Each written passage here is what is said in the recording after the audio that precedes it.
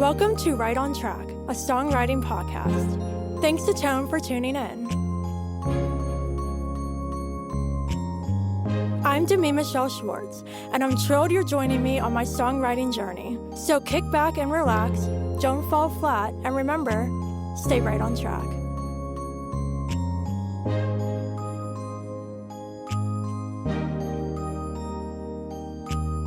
Happy New Year. I could not be more excited to kick off another year of Right on Track, and I'm not doing it alone. Joining me today is a returning guest, a superstar. Please welcome Rachel Sellick. Hey, Rachel. Hey, how are you? I'm great. How are you? I'm good, thank you. And 2023 already.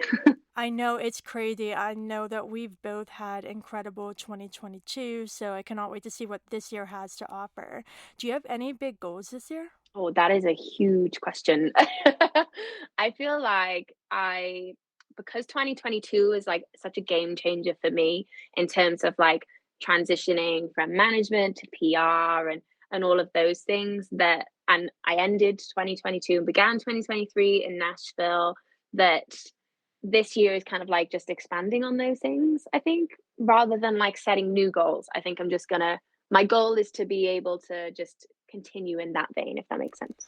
Yeah, I love that. I think that as creatives and even in the PR world, I think there's definitely creative aspects to that, that once you have something going, it's all about building off of that. And so good luck with everything this year. I'm very excited for you and your Scarlet River PR company.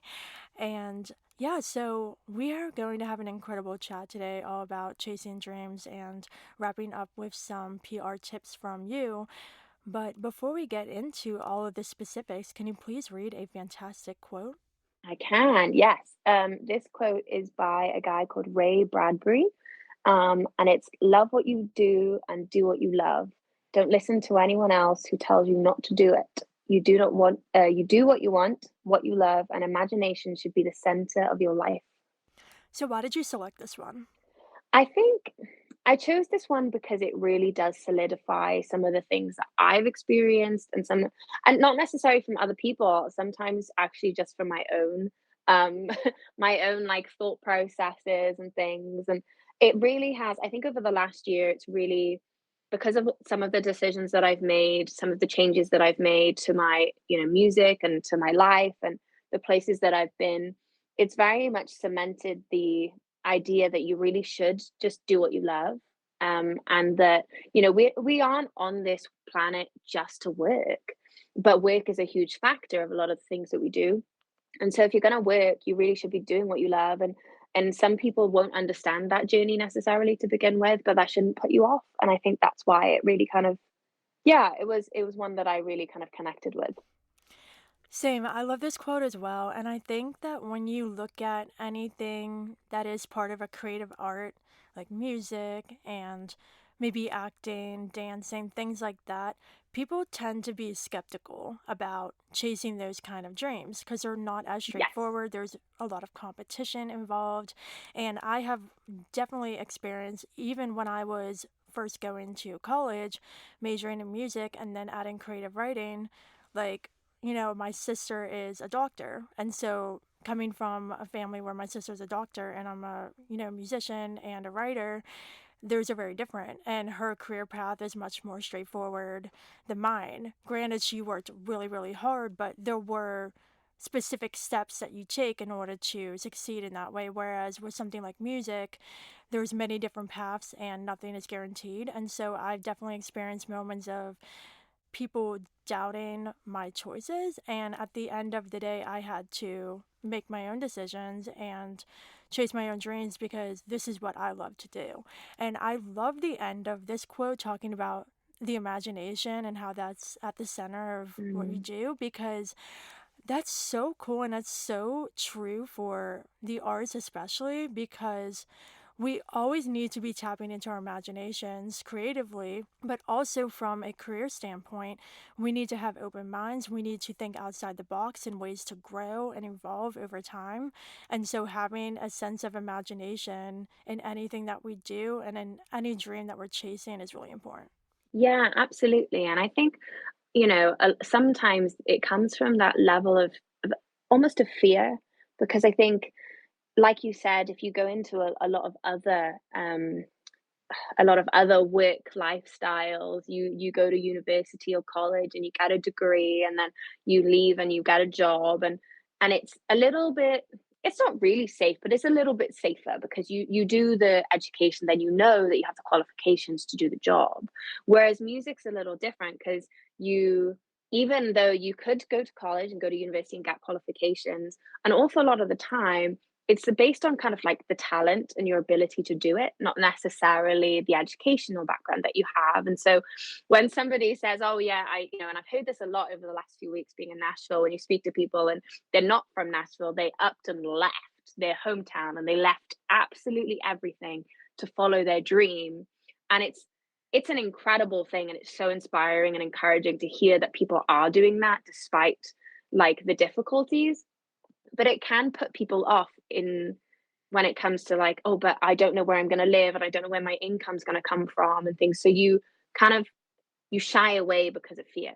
Absolutely, I agree with that 100%. And I agree also with like not necessarily relying on a formal education and being discouraged to do something if you don't have a formal education.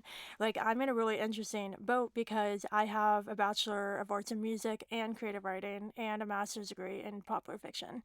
So, like, I have the education and the degrees, but that doesn't automatically give me success. Like, Yes, you still need to exactly. work for it and you still need Yeah. to grow. Like, I didn't have any classes specifically on writing and songwriting in popular, music and commercial music when I was in college. And so I made it a point to take other songwriting classes, go to retreats, expand my network, read books. Like, there's so much that you can do outside of a college setting if you have a dream to get the skills. Because I personally believe that if you want to do something, it's true that sometimes, like, certain gifts, like with music, you can see that as being born with it. But I honestly believe that you have it in you, and everybody has it in them to do what they want to do. And you can develop that over time if you really put in the effort. And so I think that's important as well. Yeah, absolutely. And I love that you talked about that, because I'm kind of like the opposite in a sense, where all of my educational background is science and research and biology, and I do that still to a degree, but I need that to get me where I want to go for that journey. But I have no other than like a grade four piano, right, which I got when I was like 12. I have no musical education. I have no like business degree. I have no, certificate of that I've done all of these things. And I've done like little mini courses to expand my understanding and everything for my business, which I believe, I should do to make sure that I'm doing everything correctly. But I'm doing it, but I don't necessarily like have the qualifications to do it. I think that's really interesting. Can you talk more about making the choice to go from science and research and biology and all of that side of things into diving into PR? Yeah, of course. It was an interesting one, and I kind of fell into it a little bit by accident. I I loved music growing up. I was very much like, even though I was somebody that probably would never have said, "Oh, I'm going to be in the music industry when I'm older." Like, I wasn't that person, but I was on a worship team in my church, and I played piano a little bit and guitar. My dad has a wonderful voice, and he did music a little bit growing up. He played like acoustic guitar and things like that. So I was kind of surrounded by it, but it was something that would get me through doing other life things. So like I always say there's a song for everything, and I'm sure you agree, especially in country music, like because of the lyrical content and everything, whether you're having a good day or a bad day, or you're angry or you're sad, there's a song for it that can help you get through it. And so I was like that kind of person. And then when I started to go to festivals, um, I met a few people who were starting their journey in country music in the UK, and it was interesting because I was like, "Wow, there's a country music scene." I didn't really know that at the time. This was like 2016, 2017, and I was doing my undergraduate degree, and I was like, "Hey, scientists are very, very good at writing emails and being organized and doing things that musicians just don't really like to do." So I was like, "Hey, I can do those things. And that's how I fell into the kind of the business side of the music industry, just kind of like on a whim, on a bit of a, I'll help you out, you're my friend kind of thing. And then realized that I actually really enjoyed it. And that, in most aspects of life and in most careers, it's the transferable skills that you can take anywhere. And that's kind of what I did. Took like the ability to do all of those things and to communicate with people in different ways and stuff by sharing my research, and I just put that into a musical context. And so I was kind of combining things that I loved together, like from the science and all of those aspects, from loving music in general and being passionate about music without being a musician, and loving business, and just putting all that together, and that's where kind of the PR came from. So it was just that love of doing it. I love that. That's so inspiring. And I honestly think that anyone listening who may have pursued a education that they didn't end up getting a job in the field of, you can still take things that you learn from that and apply it to something that you really want to do.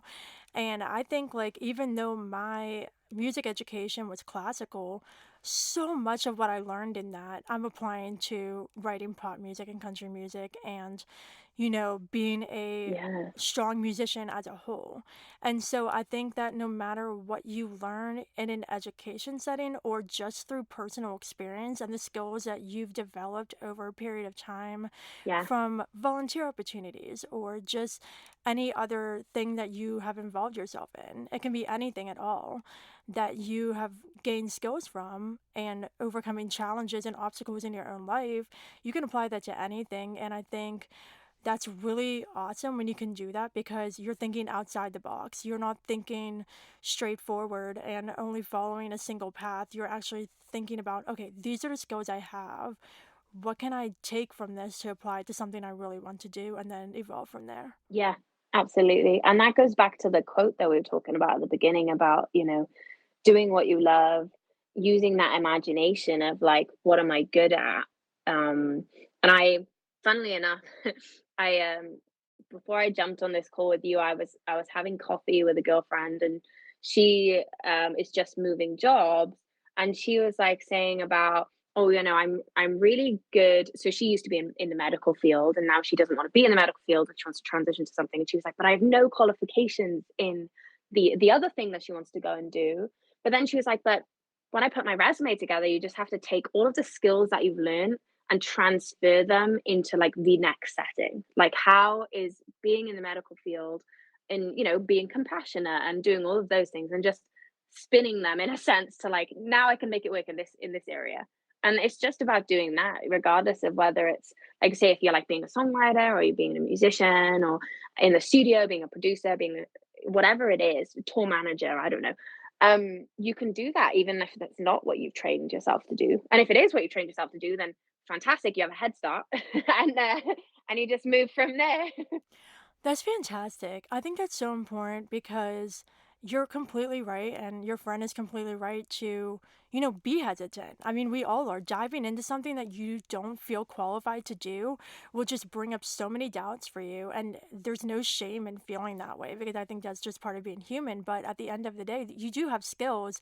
Sure, you can learn specifics in that field that will make you more successful, but in order to start out, like you do have skills from other areas of your life that you can apply. And I think too, just like in jobs, like I've been trying to get a side job in the creative writing slash publishing world. And Mm, it's really difficult because they're like, oh, we want 5 years of this, or you have to have this qualification, or whatever. And I think that in some very traditional job settings, they're so focused on that and they don't give people the opportunity to bring skills that they have and their imagination and their creativity to the table and show what they can do.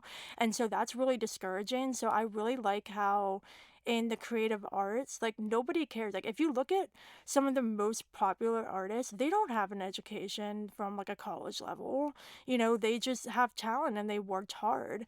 And I think that the music industry is a place that accepts those various backgrounds. You don't have to be a certain person in order to succeed. It's all about your talent and your dedication.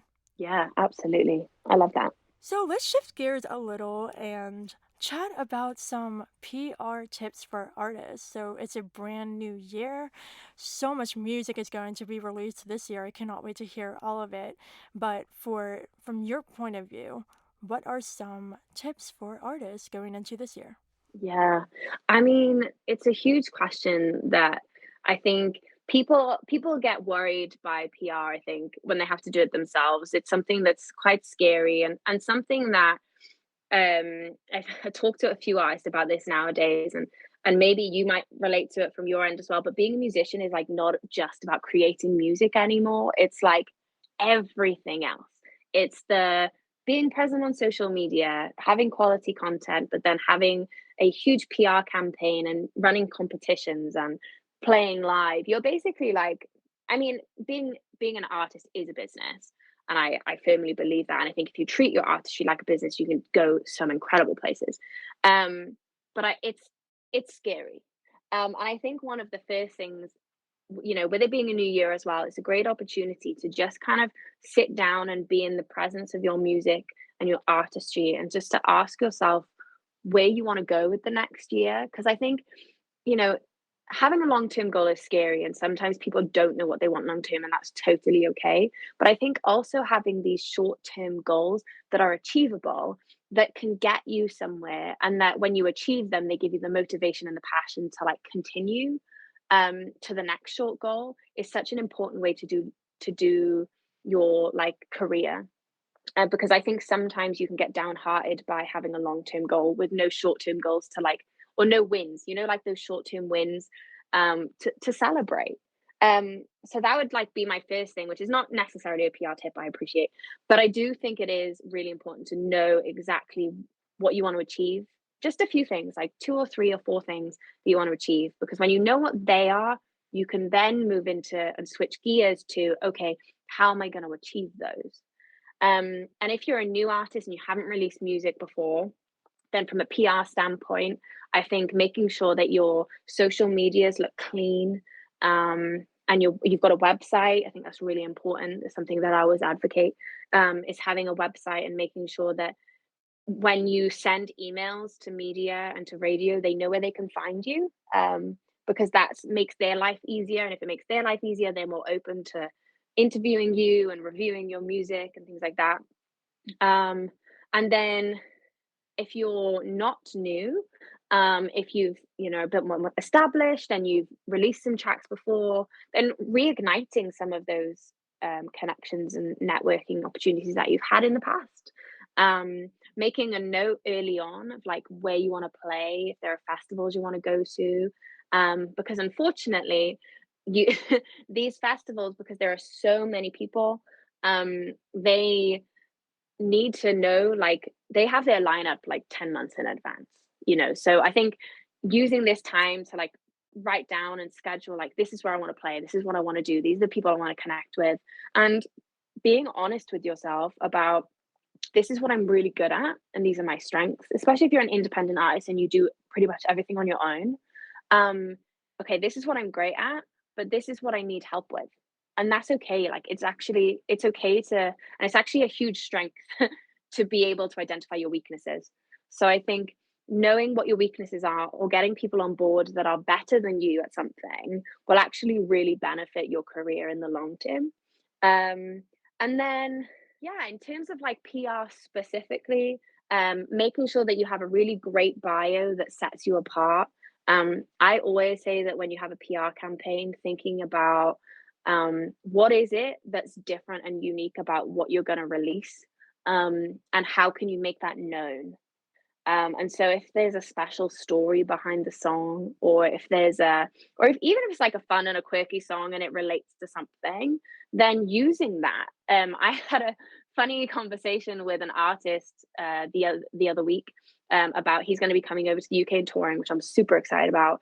And something that I remembered, which is like not even that relevant, was that his artwork was based on the color scheme of Gryffindor Oh, from Harry wow. Potter.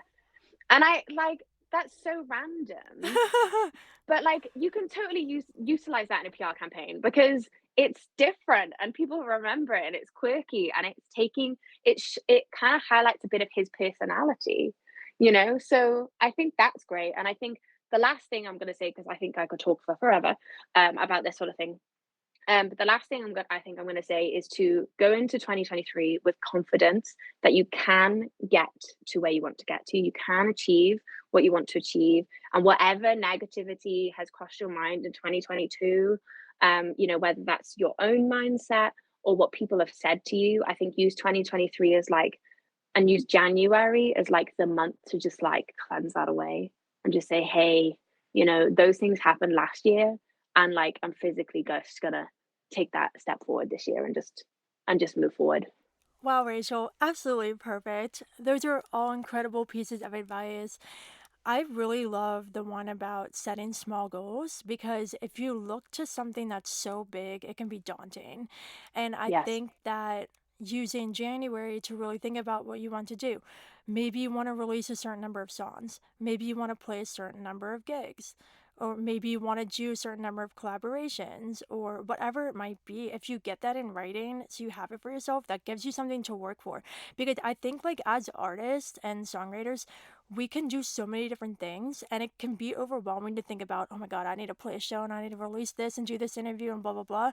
And so if you really focus on what you love the most and what you personally think will further your career, then you can focus on making the connections with the right people that will help you get there instead of just blast emailing a bunch of people to like do something for you. Like really be strategic about it is so Yeah. important because quality over quantity is the exact same thing with doing PR stuff. If you target the right people and you put in an effort and deliver yourself and your press kit and everything with high quality and it targets that audience and that platform, then you have a way better shot of just blindly emailing a bunch of people to get somewhere. Yes.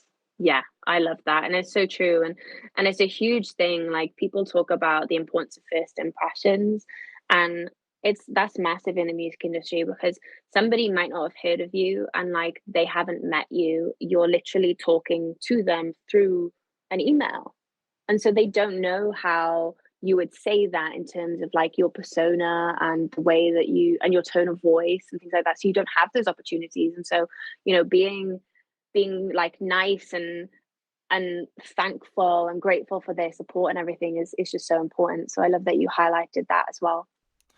Yeah, absolutely. And I think that all comes down to another thing you said about standing out.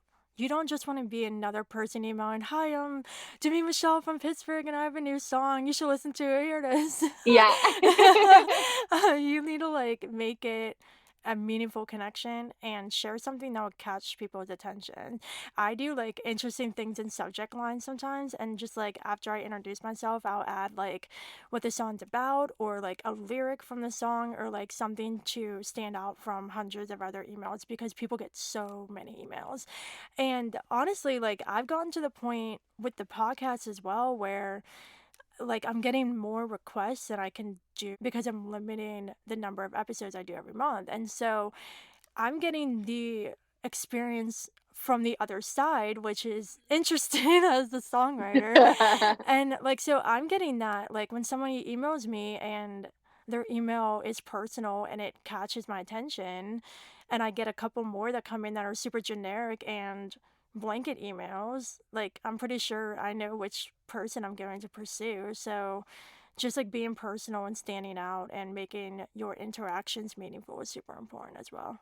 Yes, 100%.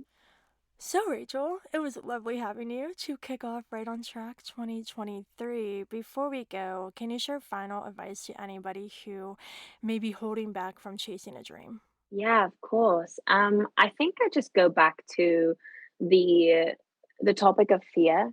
And every to be honest, starting a year is scary, like regardless, because you don't know what the year's gonna hold. And even though actually if you think about it, like it's just another new day, but we tend to get caught up in this whole like, oh my goodness, it's a brand new year and this year has to be different and new year, new me, and all of these things. And I think actually somebody said to me once, they were like, no, it's not a new year, it's a new you. It's a new year and it's a better you.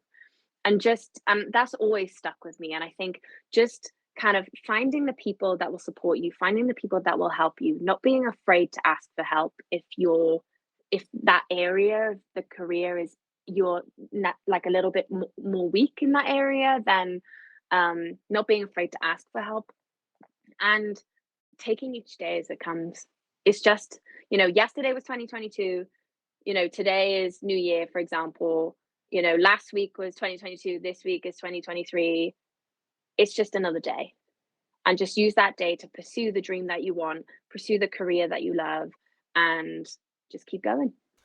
I love that. Perfect. And one more thing I will add, which is something I kept in mind in 2022, is that not every month is going to be a high point. And I Yes. think that it's so important to look at the big picture. Last year, I had massive achievements, but nothing happened every month, you know? And so I think that if there's months that are slower, if a release doesn't do as good as a previous one, that doesn't mean you failed. That just means that you tried again with something else and you're putting more music out and you're having other opportunities. And those slow months are just leading you to peaks again. And so Yes. you don't need to have massive success all the time. It's kind of a roller coaster ride, and keeping that in mind will definitely result in not feeling down on yourself all the time. Because last year, there were certain points where I was like, oh, I wish I, did this, or I wish this was better. And then I was like, oh, wait, last month I literally did this, and that was the coolest thing, and that was a success. So recognizing the wins along the way and not being discouraged by low moments is really important because that's all part of the journey. Yes, absolutely. And taking those things and learning from them and remembering why you're doing what you're doing, like continually remind yourself why you picked the career that you picked in the low points. And I know that you're not on your own because flipping everyone has one. We all have them. Absolutely. Well, Rachel, thank you so much again for joining me. Please share with the listeners where they can connect with you and check out all that Scarlet River PR has to offer. Yes, of course. So we are at Scarlet River PR on every platform. I say every, I mean Instagram, Twitter, and Facebook. I don't really use the other ones. And if you just Google www.scarletriverpr.com, you can have a look about what we do, what we offer. There's loads of free resources on there too. And yeah, if you have new releases and you want a bit of help, then feel free to get in touch. Rachel's amazing. She did Across the Pond for me last year. I did, and it was fantastic. I loved working with you on that. For sure. Well, it was lovely having you to kick off another year of the podcast. This has been fantastic. Listeners, I hope you enjoyed this episode with Rachel Sellick. Chase your dreams this year. And until next time, stay Stay right right on on track. track.